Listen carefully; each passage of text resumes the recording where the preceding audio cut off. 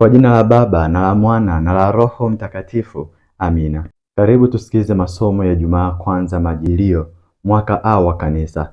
Somo la kwanza linatoka katika kitabu cha Nabii Isaya sura ya 29 aya ya 17 hadi aya ya 24. Je, si muda mdogo uliobaki na Lebanoni itageuza kuwa shamba lizalo sana, na lile shamba lizalo sana litahesabiwa kuwa msitu?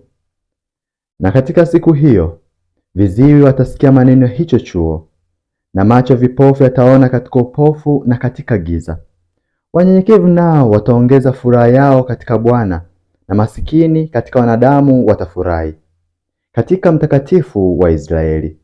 Kwa maana mwenye kutisha ameangamizwa, naye mwenye dharau amekoma, nao wote watazamiao uovu wamekatiliwa mbali. Hao wamfanyao mtu kuwa amekosa katika neno, na kumtegea mtego yeye aonyaye langoni, na kumgeuza mwenye haki kuwa kitu kisichofaa. Basi Bwana aliyemkomboa Ibrahimu asema hivi katika habari za nyumba ya Yakobo: Yakobo hatatahayarika sasa, wala uso wake hautabadilika rangi yake, bali atakapowaona watoto wake waliokaza mikono yangu katikati yake, wao watalitakasa jina langu, naam, watamtakasa Mtakatifu wa Yakobo, nao watamcha Mungu wa Israeli.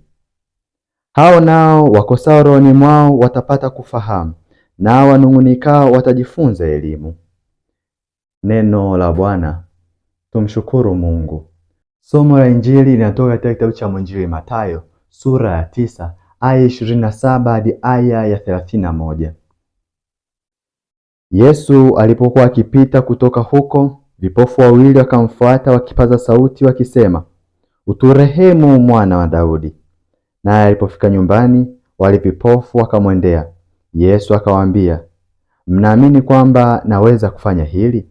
Wakamwambia, Naam, Bwana. Ndipo alipowagusa macho akasema, Kwa kadiri ya imani yenu mpate. Macho yao yakafumbuka.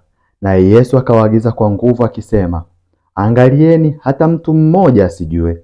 Lakini wao wakatoka wakaeneza habari zake katika nchi ile yote. Neno la Bwana. Sifa kwako, Kristo. Karibu kwa tafakari.